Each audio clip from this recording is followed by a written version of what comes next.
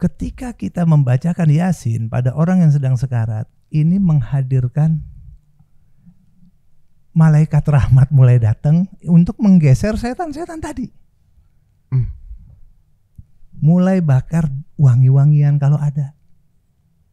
Singkirkan dari tempat yang kotor, karena tempat kotor itu atau yang bau-bau itu tempat setan.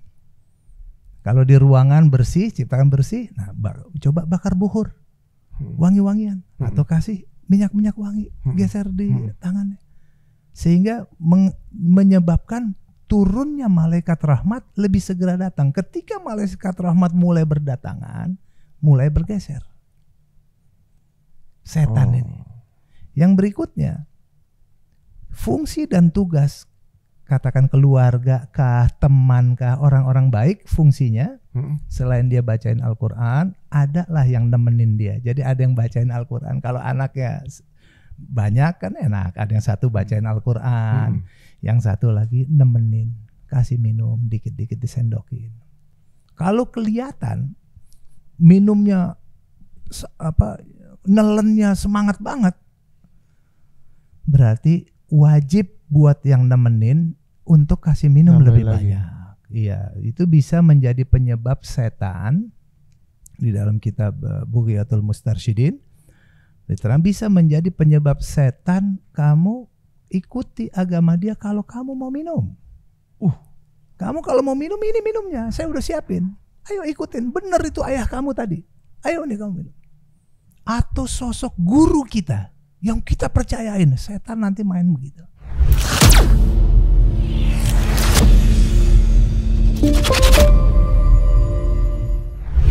Ini fungsinya keluarga, anak-anak muda, remaja, anak-anak kecil. Perlu belajar ilmu sakarat ini. Nah, kemudian apa? Yang nemenin kalau masih bisa diajak bicara, kita ajak bicara. Seperti apa ajak bicara, ngobrol. Nah, kalau dia berhasil menolak, setan pakai jurus nomor 2. Nggak bisa mengkafirkan dia pakai jurus nomor 2, yaitu menanamkan su'udzon kepada Allah. Su'udzon ini ada buruk sangka kepada Allah Subhanahu wa ta'ala. Kamu tuh ahli maksiat, kamu tuh orang jahat, kamu tuh orang zolim, kamu tuh koruptor, kamu tuh dulu pernah mukulin orang, inget nggak? Kamu tukang mabok, kamu tukang menyiksa orang lain, anak, istri, itu diinget-ingetin. Jadi dia dibuat ketakutan. Kamu tuh ahli neraka, nggak bakalan dapat ampun kamu. Dibikin seakan-akan Allah nggak ampunin dia. Akhirnya dia suuzon, ya gue nggak bakalan diampunin deh sama Allah Subhanahu Wa Taala. Fungsinya orang yang ada di sebelah dia tadi, dia ngingetin. Bapak nih Allah, bapak nih orang soleh, orang baik, amalnya banyak, ahli masjid, cinta ulama, dekat dengan majelis taklim, banyak bantu anak yatim. Itu zaman dulu jangan diingetin, bapak udah ahli taubat, yuk sekarang taubat terus, yuk kita taubat sekarang. Ajak dia bertaubat. Masya Allah. Kalau dia ya saya taubat, masih bisa bertaubat. Kalau berhasil orang yang sedang sekarat ini bertaubat, Nabi sallallahu alaihi wasallam mengatakan, Innallaha yaqbalu taubata 'abdin ma lam yugharghir. Allah itu menerima taubat seseorang sebelum sampai kerongkongan. Jadi selama nyawanya masih ditarik dari kaki, naik terus ke paha. Saya mau taubat, bisa. Allah terima. Allah terima. Tapi kalau udah di sini udah greger kan, udah nggak bisa lagi ngapa-ngapain, tidak ada taubat. Tertutup pintu taubat. Mumpung lagi ini, ajak taubat, sehingga itu menjadi amal terakhirnya dia. Taubat kepada Allah. Subhanallah. Taubat itu kasih sayang Allah. Innallaha yuhibbut tawwabin wa yuhibbul mutatahhirin. Allah itu mencintai orang-orang yang taubat dan mencintai orang-orang yang mensucikan diri. Dapat cinta Allah Ta'ala. Itu tugas orang yang ada di sebelahnya, harus tahu tugas. Waduh. Yang kedua, yang ketiga, singkirkan teman-teman maksiatnya, teman-teman zaman dulu, teman jahiliyah. Singkirkan gimana Ki? Ya, misalnya ada teman maboknya, ada teman kantor, teman jahiliyah, ini keluarga, Pak. Minta kalau tolong. datang, kalau ada di sekitar dia, lagi proses ini, merekanya hadir. Betul. Pak, tolong Pak ya, kita keluarga pingin supaya keluarga aja di sini. Tolong Bapak tunggu di depan, doain ayah di depan, gitu. Nah, supaya apa? Ini jangan jadi bukti setan. Kamu inget nggak tuh teman kamu tuh? Lu kan dari dulu mabok melulu sama dia. Ingat gak lu sama dia lu gebukin orang? Itu jadi dipikirnya dia ini, wah Allah gak bakalan ampunin. Iya, gue dulu maksiat sama dia, saya zolim banget, saya jahat, saya apa. Akhirnya apa? Tujuan setan ngingetin kejahatan-kejahatan dia bukan untuk taubat. Supaya akhirnya dia, Allah gak bakal ampunin saya dah, saya ahli neraka dah. Kalau itu terjadi, Nabi SAW mengatakan dalam hadis qudsi, Allah berfirman, Ana inda dhanni abdi bi. Aku tergantung prasangka hambaku kepadaku.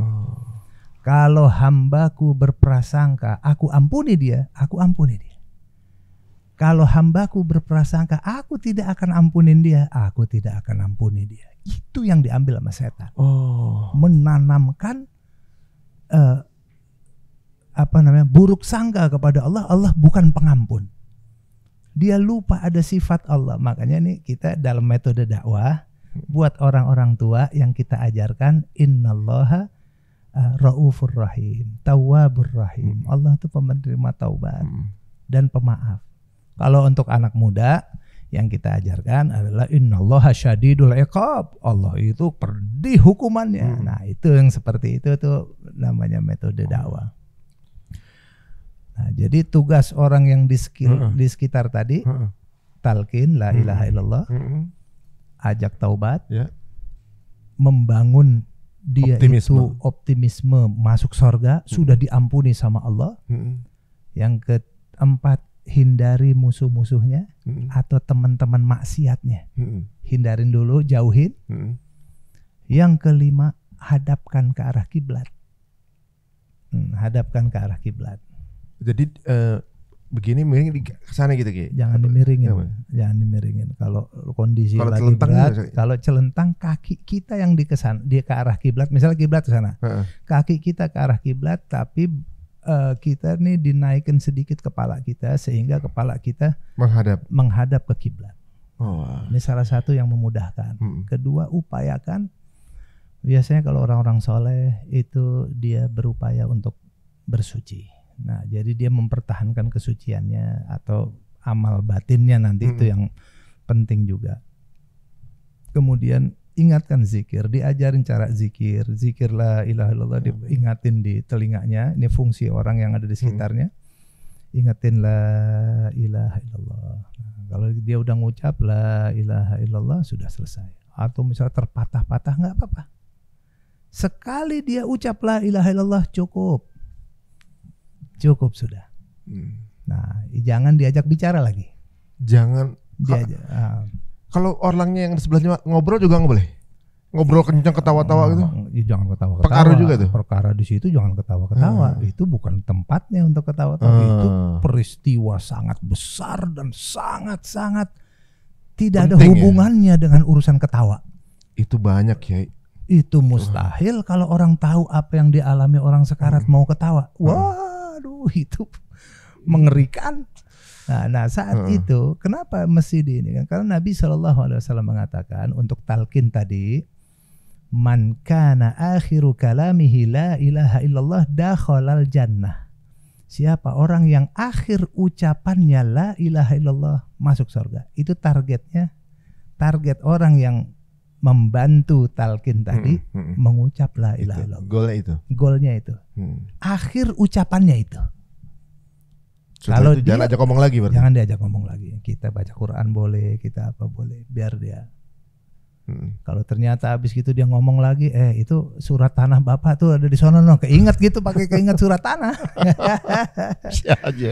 Itu talqin lagi berarti. Talqin lagi, ulangi lagi. Kalau dia ada berbicara yang nggak ada urusan sama akhirat. Nah, kemudian apa? Yang di sebelah ini ingetin lagi, mau tulis wasiat nggak? Mau kasih wasiat nggak? Kalau yang normal sekaratnya yang bagus gitu, ya mungkin dia coba saya wasiat. Ada apalah yang dia tinggalkan dalam wasiat dia. Subhanallah. Nah ini fungsinya nih anak-anak muda. Kalau dia sayang sama ayahnya, sayang sama ibunya, harusnya dia tahu ini. Karena dia harus menyelamatkan. Jangan diserahin begitu aja sama dokter. Lah dokter ngerti gak ginian? Iya. Makanya ilmu ini harus diketahui setiap muslim. Dokter juga harus tahu kalau dia sedang menjalankannya, dia jalanin fungsi ini. Atau perawat, atau cleaning service-nya, atau satpamnya, atau supir ambulannya, atau keluarga kita semua. Misalnya kita nggak kenal sekalipun, ada orang sedang sekarat di jalanan misalnya kita atau kecelakaan atau apa, kita bantu talqin. Angkat ke tempat yang tenang, kemudian kita bantu talqin. Ketika dia udah kesulitan, ajak talqin. Nah, kita bacakan ayat-ayat Al-Quran semampu kita, nah, supaya dia lebih mudah. Karena dalam teman ini cukup panjang sebetulnya. Nah, ketika kondisi-kondisi seperti itu, nah kemudian apa yang dilihat oleh ruh kita? Nabi SAW mengatakan itu para malaikat hadir sejauh mata memandang. Jauh sekali, itu semua penuh dengan malaikat. Arwah ini? Setiap nyawa yang lagi mau dicabut. Makanya dia benar-benar kaget. Dia nggak pernah lihat seperti ini. Setan lama-lama kepepet dengan banyaknya malaikat. Malaikat yang hadir tuh ada malaikat rahmat, ada malaikat azab. Dua-duanya berebut. Ini punya saya nih orang. Kata malaikat rahmat, ini orang baik, ini saya punya. Yang satu malaikat azab, ntar dulu. Dia punya saya, dia juga banyak maksiatnya. Nah, sampai datanglah hakim, namanya malaikatul maut. Dialah yang nanti ada dari belakang kepalanya, dia yang jadi penentu nanti. Dia yang cabut, kemudian dia katakan, wahai nafsu yang tenang, kembalilah engkau kepada Tuhanmu dengan ridhonya Tuhanmu dan ampunan Tuhanmu. Dicabut dia dari sini. Nah, kalau dia orangnya pencabutan itu, nah tentu proses terus sampai lepas, diserahkan nanti di situ. Kalau dia orang baik, ternyata malaikat rahmat yang nyambut dia, ruhnya itu disambut oleh malaikat rahmat, langsung malaikat rahmat bawa namanya kain kafan dari sorga. Lembut, kain kafan dari sorga, dia dibalut dengan kain kafan dari sorga. Ruhnya. Fisik masih itu kan, fisik masih yang itu. Tapi ruhnya itu dibalut dengan kain kafan dari sorga. Lalu mulailah dia dibaluri dengan minyak dari sorga, balsem. Dia dibalsemin pakai minyak dari sorga. Ruhnya ini dibaluri nama minyak dari sorga. Itu wanginya minyak itu belum pernah dia cium wanginya seperti itu di dunia ini. Nah, suka-suka wangi itu lepas sampai kecium ke orang. Jangan-jangan itu yang tercium, jangan-jangan. Ini waktunya. Nah, ini nih waktunya ketika dia mau, ini ketika dibalurin kain kafan dari sorga, kemudian mulai dia dibaluri oleh wangian minyak dari sorga, itu suka-suka tembus keluar. Kalau antum pernah dengar ada orang wangi banget nih, itu waktunya.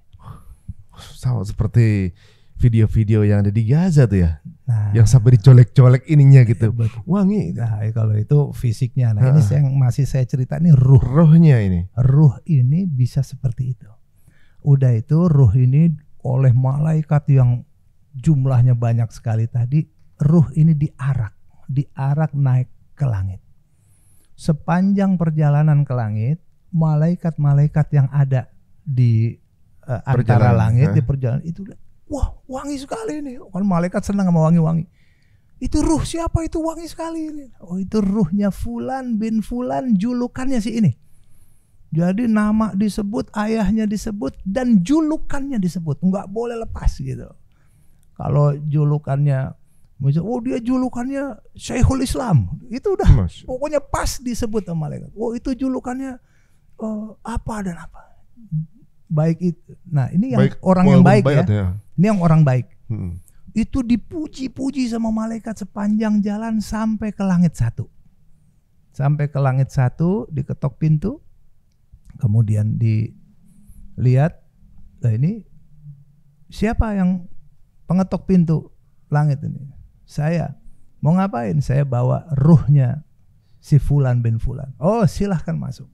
Udah ketahuan wangi, disilahkan masuk. Dibuka pintu langit 1. Naiklah dia ke langit 2. Sepanjang perjalanan dipuji-puji oleh malaikat. Sampai langit 2. Diketok pintu, dibuka, jalan lagi ke langit 3, terus ke 4, ke 5, ke 6, ke 7, sampai langit 7.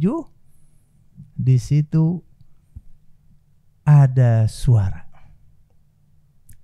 An sadaqa abdi. Lepas dari langit 7. Sadaqa abdi. Hambaku sudah benar imannya, benar dia. Dia sudah beriman kepada saya. Walaupun dia nggak pernah lihat saya, dia nggak pernah lihat malaikat, dia nggak pernah lihat, tapi udah jujur imannya dia. Akhirnya apa kata Allah Subhanahu Wa Taala? Kitabnya itu, kitab selama catatan kehidupan dia, simpanlah kitab dia di Illiyin. Illiyin itu satu tempat taruh file orang-orang soleh, namanya Illiyin. Di situ semua. Nah, kemudian kata Allah Ta'ala, turunkan kembali hambaku ke bumi. Karena dari tanah dia aku ciptakan. Dari situ juga dia aku bangkitkan. Dari situ juga dia aku kembalikan. Dan nanti akan dibangkitkan pada waktunya. Dikembalikan lagi ke sisi jasadnya. Itu perjalanan ruh orang baik semua. Nah, proses pencabutan untuk orang baik tadi ya ini mungkin agak panjang, cuman kita bisa persingkat. Turun lagi ke sisi jasadnya. Jadi jasadnya nanti dia lihat tuh, jasadnya udah nggak bisa apa-apa, dimandiin, digulingin, diiniin. Dia lihat itu. Dia lihat, ditangisin sama orang-orang sekeliling dia bilang, saya nih wangi loh, udah nggak bisa, nggak ada yang denger. Dia ngomong sama istrinya, sama anak-anaknya, saya ini udah selesai, saya wangi, saya sukses, saya udah lihat langit, saya udah lihat, nggak ada yang dengar semua. Tetap nangis, alam udah berbeda. Nah, kemudian dari situ, bagaimana nih orang yang sekarat, orang yang ahli maksiat, orang zolim, orang jahat, orang musyrik, munafik, kafir. Gimana tuh? Dia di sekelilingnya dihadiri malaikat yang sangat banyak. Sejauh mata memandang sama, tapi udah jelas. Mukanya serem, mengerikan, ada di sekitar dia. Itu dia dia tegang dan menakutkan. Ini belum malaikatul maut datang. Dia udah seperti itu. Udah tegang, udah la haula wala quwata illa billah. Semoga Allah lindungi kita semua. Nah, kemudian ini cerita Nabi yang ceritakan proses perjalanan ruh setiap orang. Begitu datang malaikatul maut, datang ke atas kepala orang kafir, orang munafik, orang zalim, orang maksiat dan lain-lain. Dia datang, dicabut, ditarik dari ubun-ubunnya seperti narik. Dia diibaratkan seperti besi yang ada cabang-cabangnya itu. Ini kayak kawat berduri. Kayak kawat berduri, ditarik itu ikut daging-dagingnya ikut rontok. Kayak begitu cara nyabut. Ibaratnya seperti itu. Habis itu langsung direbut sama malaikat yang banyak tadi. Direbut oleh malaikat azab. Dibalutin dengan kain kafan dari neraka. Itu kain kafannya penuh duri-duri neraka. Dia dibungkus, dia berteriak, nggak ada yang dengar. Karena ini ruhnya. Kalau mayat udah selesai, fisik dia udah. Tapi mayat dia itu menghindar nggak bisa. Dia dibungkus dengan itu, dengan kain kafan dari neraka, lalu dibalurin dengan minyak dari kerak neraka, yang mana baunya bukan main. Jadi baunya sangat bau. dan itu membuat malaikat melaknat dia. Bau sekali kamu ini. Itu dilaknat-laknat. Lalu ini ruh diangkat, diarak ke langit. Sepanjang makhluk langit ini ada di atas. Itu menjelang antara langit dan bumi. Itu dilaknat terus ini ruh. Bayangkan yang terjadi. Sampai pada langit, pintu langit 1 diketok. Dikatakan siapa yang ketok pintu langit 1? Saya. Bawa siapa? Bawa Fulan bin Fulan, julukannya si Fulan. Sampai gelarnya disebut. Bau. Kembalikan dia. Ada suara juga. An kadzaba abdi. Kadzaba abdi, kata Allah Subhanahu wa taala, tidak usah dibuka pintu langit. Dia nggak usah tahu yang namanya langit 1 tuh sampai 7, nggak usah tahu yang namanya, nggak usah tahu. Kembalikan dia ke bumi. Kemudian apa? Simpan catatan dia di sijin. Tadi Iliyin. Simpan di sijin. Sijin itu tempat file, dokumen, catatan amal manusia yang buruk. Amal orang-orang jahat semua adanya di situ. Jadi gampang ini ya. Habis dari situ ditaruh di sijin, kembalikan lagi dia ke bumi. Dengan murka dari Allah Subhanahu wa taala, dia udah mendustai Tuhannya dan sudah mendusta, sudah buat jahat di muka bumi, dia kembali. Dari situ baru sadar. Jadi dahsyatnya orang-orang jahat ini, kalau dia itu digoda sama setan begini. Kamu tenang aja, ini lagi sekarat nih, bentar lagi mau mati, bahkan udah pingsan-pingsan. Itu setan datang, tenang, anak kamu tuh lagi panggil ambulan. Ini mah sakit biasa, padahal dia tahu nih bakalan ini bakal mau mati sebentar lagi. Itu setan menjadikan dia nggak sadar kalau itu adalah waktu terakhir dia, sehingga dia nggak ada kesempatan mengerjakan perbuatan baik untuk husnul khotimah. Gitu. Akhirnya dia tetap usia saya masih panjang. Begitu dia tahu, begitu malaikat cabut nyawa dia, mulai dibungkus, wah saya mati ini. Kaget dia. Saya minta ya Allah, digoncang setakut-takutnya, tolong kembalikan saya. Sebentar aja, sebentar. Saya cuma pengen sebentar. Saya mau sedekah. Saya mau sedekah sebentar. Saya mau amal yang gak seperti kemarin saya ngejalanin. Tolong kasih izin. Nggak ada, cukup, udah, ini udah ajal. Akhirnya apa? Dia jalanin tuh dari langit 1 nggak dikasih tembus, turun dia ke sisi mayatnya. Dia lihat semua orang yang ada di situ. Dia jasad dimandiin, dikafanin, ya. Kemudian dibawa ke kubur. Itu ruhnya masih ikut terus sampai dikubur. Sekarang orang baik, orang soleh, orang muslim, mukmin yang baik, bagaimana? Mayatnya itu begitu dibawa ke kubur, dia ini pentingnya dihadiri oleh orang-orang baik, ya. Membacakan istighfar buat ya Allahumma ghfir lahu warhamhu wa'afihi wa'fu anhu. Dikubur, Nabi SAW sedang menghadiri pemakaman satu orang sahabatnya. Nabi lagi duduk, pegang kayu, pegang tongkat dia. Sekelilingnya sahabat diem semua. Jadi Nabi itu sambil ngetok ini tanah, tek, tek, tek. Khusyuk, seakan-akan diceritakan oleh sahabat kalau ada burung di atas dia itu nggak ada yang terbang. Saking khusyuknya, orang diem mencekam. Waktu itu Nabi diam aja sambil orang di. Habis itu Nabi katakan, subhanallah. Nabi katakan, setiap orang yang baru dimakamkan, dia itu ini dihadirkan kepada dia. Kalau orang baik, orang soleh, ada satu lelaki ganteng, putih bercahaya, pakai pakaian putih bercahaya dan wangi. Ini orang udah sendirian nih, sendirian di alam kubur. Nah, Begitu teman-temannya udah pada jalan, datang nih sosok seperti itu. Dia lihat, oh kamu ini datang dengan wajah seperti ini, pasti baik nih. Pasti kamu ini mengundang satu kebaikan dengan saya. Kamu siapa? Bayangkan, dia bilang apa? Saya amalmu.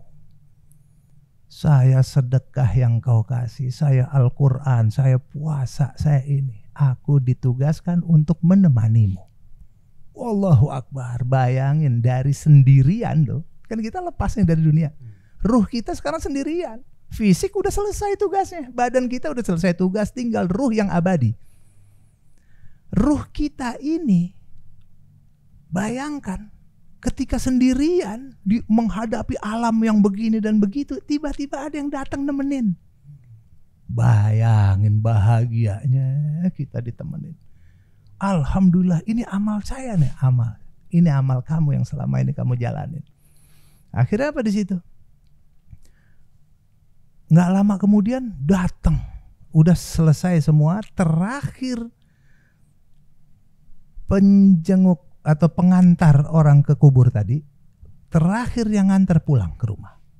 Sendal udah keluar, suara sendalnya udah menjauh, turunlah dua sosok malaikat serem.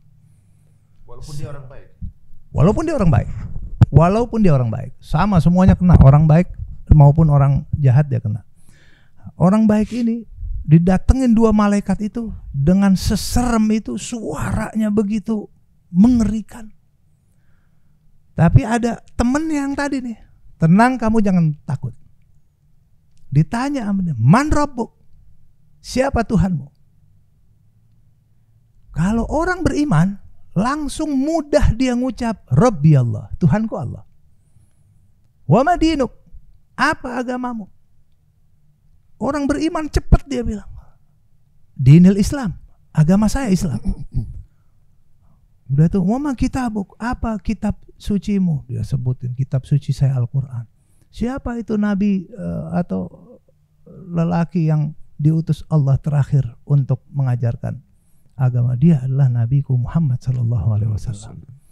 Begitu lancar ucapan ini terucap, lalu ada suara, benar hambaku, sadaqah abdi, benar ucapan dia itu. Ini nggak bisa didustain lagi. Akhirnya apa? Kata suara itu sebenarnya Allah yang berkata. Allah Ta'ala katakan,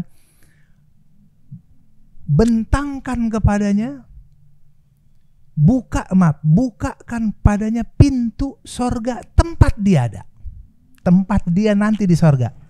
Dibukalah pintu, kamu tempatnya di situ nanti, itu sorga yang itu tempatnya kamu. Begitu dikasih lihat, itu tempat sorga kamu, itu tempat saya. Iya. Kemudian kata Allah Subhanahu Wa Taala, luaskan, lapangkan kuburnya sejauh mata memandang. Jadilah di situ raudhah min riyadil jannah, sebagai salah satu taman sorga, kuburan orang beriman. Tapi dia dikasih lihat tempat kamu nanti di sana, sehingga dia katakan, ya Rob, kiamat dong, cepetan kiamat, gitu. Karena dia udah dikasih lihat, dia mau buru-buru ke tempat tinggal dia. Itu baru kamu nanti bisa tempati tempat kamu itu setelah kiamat. Dia bilang, ya Allah, kiamat dong, cepetan kiamat, saya mau ke situ. Nah, akhirnya selesai, lalu dibentangkan sorga, dibentangkan alam kubur. Ini namanya alam kubur ya, bukan kuburan. Kita bedain dulu antara kuburan dengan alam kubur. Alam kubur itu alam barzakh namanya. Alam barzakh itu satu alam lagi, bukan seperti di sini. Itu Allah Ta'ala menciptakan banyak alam. Nah, alam kubur udah selesai. Itu kuburan yang 1 meter kali 2 meter, itu namanya kuburan. Kalau alam kubur beda lagi, itu tempat ruhnya kita. Itu diberikan seperti tamannya surga, luasnya sejauh mata memandang. Di situ situlah dia hidup sampai selalu dapat menanti hari kiamat. Sekarang bagaimana orang yang jahat sampai titik itu? Orang jahat atau orang kafir, orang munafik, orang yang lain, Begitu jasadnya dikembalikan, ruhnya dikembalikan lagi ke jasadnya, habis ada yang dibakar, ada yang udah itu jasadnya dibawa nih sama ruhnya. Jadi maupun ini ada jasad ataupun tidak ada jasadnya. Misalnya orang tenggelam atau terbakar jadi abu. Atau ya, misalnya jasadnya pecah gitu, kena bom misalnya. Itu tetap ruhnya akan menjalankan proses itu sama. Walaupun pecah-pecah, walaupun terpisah-pisah badannya gitu. Nah, walaupun berceceran badannya di mana tempat. Nah, itu tetap proses itu akan dialamin. Nah, dulu pernah ada juga tuh ya cerita yang seperti wasiat seorang, tapi ini orang Badui gitu ya. Tolong ya kalau saya meninggal bakar badan saya. Kalau dia takut nanti ketemu sama Allah, ketemu pengadilan, nanti ada pengadilan Allah yang adil, saya nggak sanggup menghadapi pengadilan itu. Kalau saya mati bakar, debu saya buang yang jauh-jauh gitu, buang di laut sana, ada di sana, sehingga Allah ini nggak mampu nanti menghimpun jasad saya untuk minta pertanggungjawaban saya gitu. Biarin begitu aja lah. Nah, gitu. Logika manusia itu ya. Logika orang waktu itu ada yang seperti itu mikirnya. Nah, tapi itu ya sesuai keilmuan seseorang. Ya. Kalau orang jahat, nauzubillah min zalik, itu ruhnya ketika diantar ke kuburan itu udah sepanjang jalan dia udah penuh dengan penyesalan yang luar biasa, ketakutan, penyesalan. Kemudian masuk di kubur, begitu ditinggal, datanglah makhluk pakai baju hitam, mengerikan, bau, mendekati dia. Dia bilang, kamu ngapain? Kamu siapa? Kamu kenapa kamu mau mendekat sama saya? Kamu jangan dekat-dekat sama saya. Dia bilang, saya amalmu yang selama ini kamu lakukan. Udah begitu, pasti kamu ini pingin sesuatu yang buruk untuk saya. Kamu menjauh, nggak ada cerita. Saya amalmu. Saya akan diperintah untuk menemanimu sampai hari kiamat. Ini orang udah ketakutan. Datang 2 malaikat, Mungkar dan Nakir. Tanya lagi. Itu lebih serem lagi daripada yang tadi. Siapa Tuhanmu? Bilang. Orang munafik atau orang-orang jahat dia akan bicara bilangnya begini, kata Nabi SAW. Jawabannya, hah? Walaupun dia muslim hidupnya. Walaupun muslim. Nanti begitu ditanya, siapa Tuhanmu? Dia jawabnya. Kalau dia jahat ya, dia jawab, hah? Qila Allah. Katanya sih Allah. Tuhan itu katanya sih Allah. Dia nggak bisa bilang Tuhan saya Allah. Dibikin nggak bisa atau bagaimana? Misalnya dia ngapalin gitu sebelumnya. Iya, tetap fakta yang akan keluar. Dia udah lain lagi suasananya. Dia akan katakan katanya Allah. Apa agamamu? Dia untuk bilang agama saya Islam nggak layak. Gak bisa. Apa agamamu? Dia akan bilang katanya Islam. Apa kitab yang kamu baca? Atau la adri, saya nggak tahu kitab. Atau dia bilangnya saya katanya Al-Quran. Kalau dia ngerti-ngerti, katanya Al-Quran. Siapa orang yang memberikan hidayah? Nabi ini yang kasih petunjuk buat kita semua. Kalau dia orang kafir, dia nggak bisa jawab. La adri, aku nggak tahu. Kalau orang Islam yang tahu-tahu gitu, dia bilang katanya si Muhammad. Ada suara, kadzaba abdi, dusta hambaku itu. Dusta imannya tuh, nggak bener dia. Langsung Allah Ta'ala katakan, iftahu lahu baban. Kasih lihat dia, bukakan pintu kepadanya. Tempat dia di neraka.